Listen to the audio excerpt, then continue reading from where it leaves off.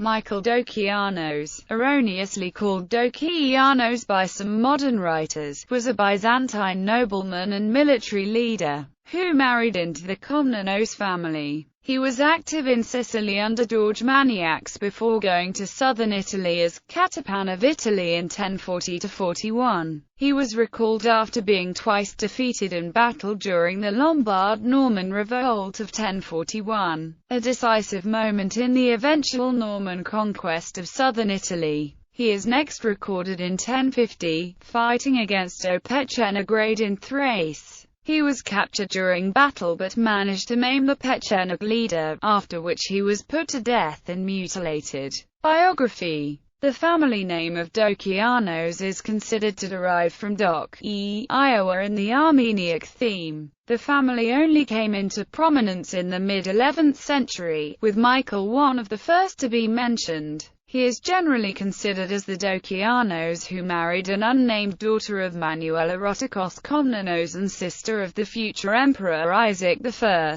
Komnenos, probably California. 1030. Together, they had a son, Theodore Dokeianos. According to John Skylitz's, Michael Dokeianos was a simple man and not suited for command, and according to Konstantinos Vatsos he owed his rise to high office to his family ties with the Komnenoi. It is known that he was wealthy, and possessed estates in Paphlagonia, possibly adjacent or part of the Komnenos family estates in the same region. In Italy, Michael Dokeianos is first mentioned in 1040, as Protospartharios and when he was sent to southern Italy to assume command of the local Byzantine province as Catapan of Italy. Prior to that, he was apparently a member of George Maniac's expeditionary force sent to conquer Sicily in 1038. Dokeianos arrived in the mainland in November 1040, and the situation he found was critical. His predecessor Nikephoros Dokeianos, probably a relative, had been killed in January at Ascalai in a mutiny of his troops, which was followed by a revolt in Taranto and the capture of the capital, Bari, by Argyrus, son of the Lombard leader Melus.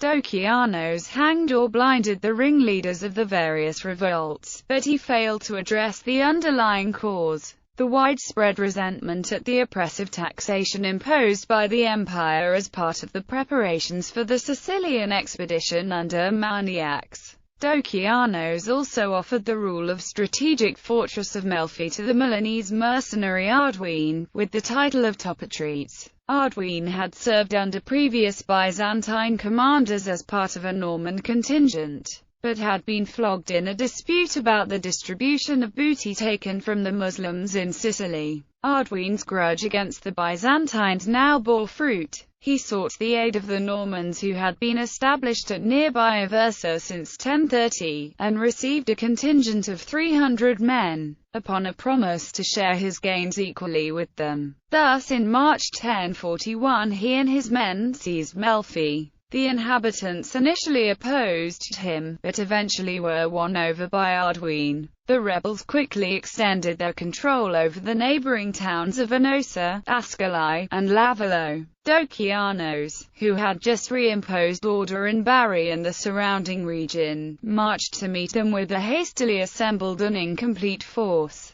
Most of the imperial army was still in Sicily, so that Skylitzes writes that Dokeianos only took the opposition and part of the Thracian contingents with him, while other sources also add that his army comprised elements of the Varangian Guard. The two armies met at the Olivento River, where Dokeianos was defeated in a battle fought on the 17th of March. The rebels then moved south towards the coast, and on the 4th of May defeated another Byzantine force under Dokeianos in another battle near Cannae, a field that had served as the site for the famous Battle of 216 BC and the first Norman engagement in southern Italy in 1018. The Annales Barenses claims, with obvious exaggeration, that 2,000 Normans defeated 18,000 Byzantines. But whatever the true numbers, it does appear that the Byzantines considerably outnumbered the rebel forces.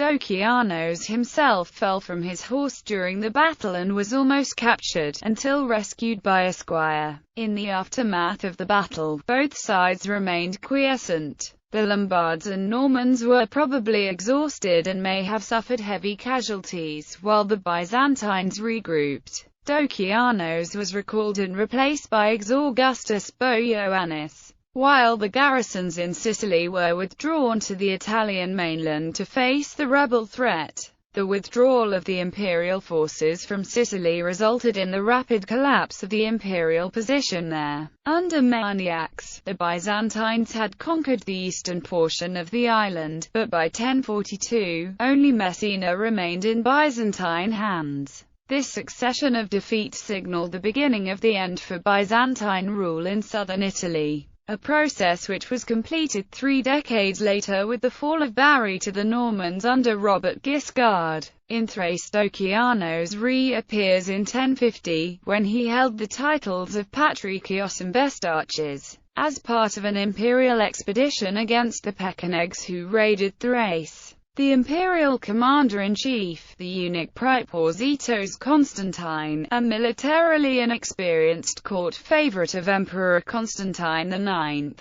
listened to his advice on fortifying the army's encampment, but where the Pechenegs appeared before Adrianople, he refused to heed the opinion of the magistrate Constantine Arianites to wait and attack the Pechenegs on their return journey, and instead marched to meet him in the open field of Basilique Libes, resulting in a devastating defeat. Arianites fell, while Dokeianos was taken prisoner, as he was brought before the Pecheneg leader. However, Dokeianos seized a sword from one of his guards and slashed at the leader, cutting off one of his arms, whereupon the enraged Pechenegs killed him and, according to Michael Italaites, opened his belly, cut off his arms and legs and placed him in it.